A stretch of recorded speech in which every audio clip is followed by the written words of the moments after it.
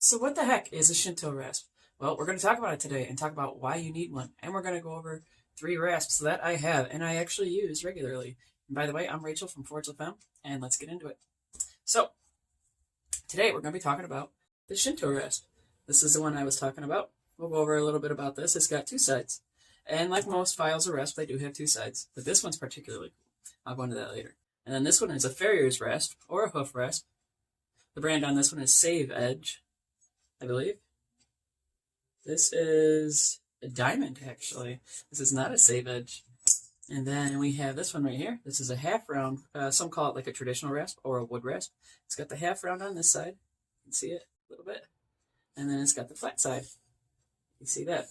So why I say you need a Shinto? Well, for one, this one comes.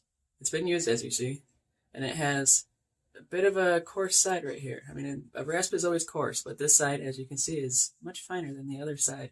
And I'll show you the difference between the two, and then I'll show you why I think that it's better than the other two. And without further ado, let's get into it. But let's go over it first with the traditional one. And this one, like I said, I do still use this because it has the half round, and that half round really is handy, but this has a huge drawback. And this one has the same drawback, but it's actually a bigger drawback. And we'll see if it comes out as I'd hoped, which we shall see. Time will tell. Now let's start with the flat side. We're going to just do some rasping.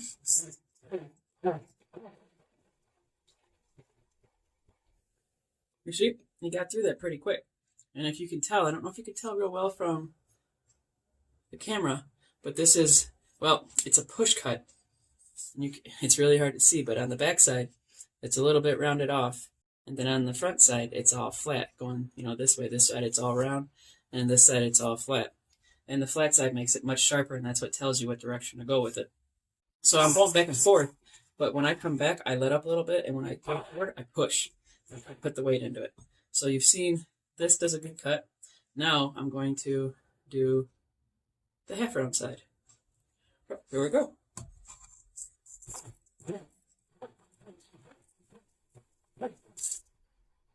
And there, as you see, it gets through that pretty quick. I mean, that made quick work of this. Granted, this is pine. This is not like exotic woods that can be extremely hard.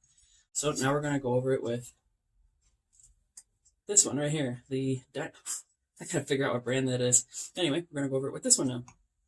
Let's see if this does what I always have issues with and why I don't use this as often.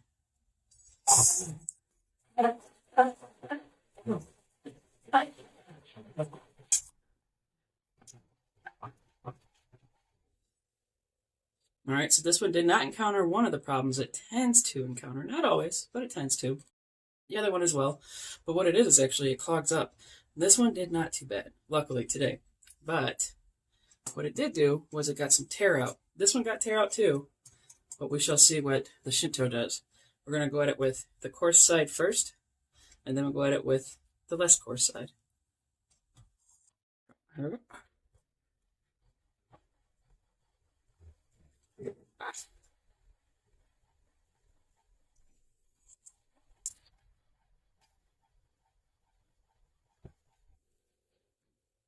And that was the coarse side. As you see it, not too much clog. Now we're going to go to the fine side.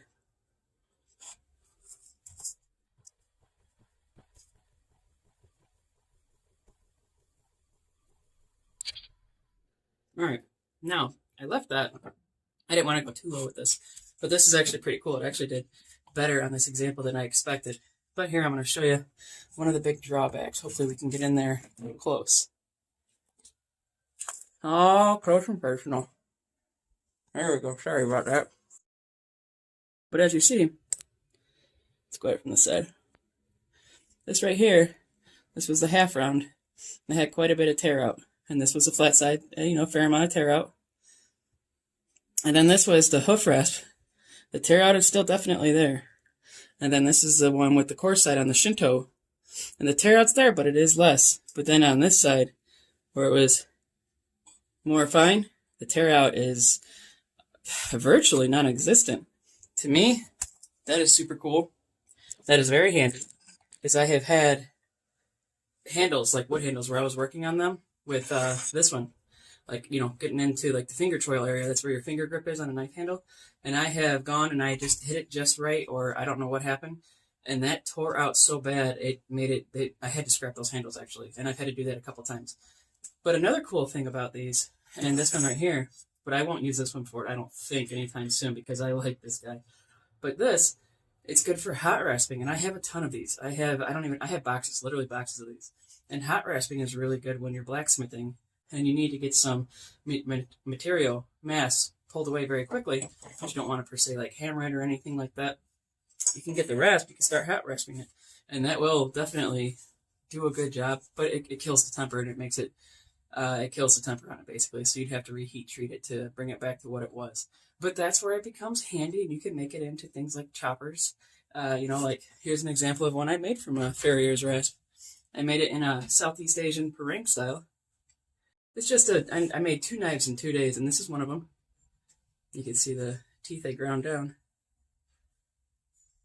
And this is one I use for splitting wood. I actually purposely do not take care of this because I'm testing to see what the epoxy on this will do. But yep, this is like a little yard knife that I made. This is a good way to use up a farrier's rasp. This was a lot of fun to make too, by the way. If you're a knife maker, if you ever get a chance, try to make 2 knives in 2 days of fair size. Actually, here's the other one I made. This is the other one I made, and it's rusty because I too don't take care of this. But this was not made from a farrier's rasp. This was actually made from, it was called a tire tool. Never heard of it before, but that's what was stamped on the steel. And when I looked it up, it was something from like the 1950s. A really cool bar of steel, and it has a little swoop on it. But anyway, so why do you need a shinto rasp? Let's get back to that. They don't really clog up. It takes a lot to clog these up. I've had it happen. Like you can see a little bit on the finer side, but you can clean that out so quick. And you can do that with the other rasps too, don't get me wrong. But these just clog up that much less, where it's that much less time wasted on cleaning out, because clean out does take time. And as I say, time is money, and money can be whatever you want it to be. But that's the one thing in life we can never get back is our time. And to be constantly cleaning something because it's clogging up, that is currency you're never getting back in life. And the cool thing about this one, this is just a fun thing, is it's like a multitude of like hacksaw blades almost, all brought together. And this is my main tool that I actually use for shaping my walking sticks. And here, I'll show you one right here. This is how I shaped it, was with that rasp, the shinto. And it does a really nice job, and it makes really quick work of it. And the fine edge of it, it's really quite impressive, as I showed you, that you can get it down to a really fairly smooth surface before you start taking the sandpaper in.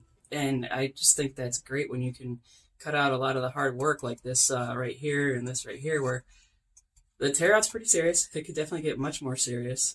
Not always, but hey, tear out can be a real buzzkill. And with all that said, that is the Shinto rasp, why I prefer it over the others, although I still use the others, like I said. But the Shinto is my number one go-to any day of the week. And I have used it on DIY. I've used it obviously on knives and my stick making. And it's just a truly fantastic tool. So if you're into woodworking of any kind, or if you work with like synthetics of any kind where you gotta like shape it, because like there's micarta, there's G10 with knives, that stuff, it'll work on that too. And so without further ado, what the heck is a Shinto? Well, now you know, a fantastic Japanese engineered tool, and why you should have one. Sláinte. Rachel from Force with Fun. Have a good night. Peace. Something's on my roof. Something's on my roof.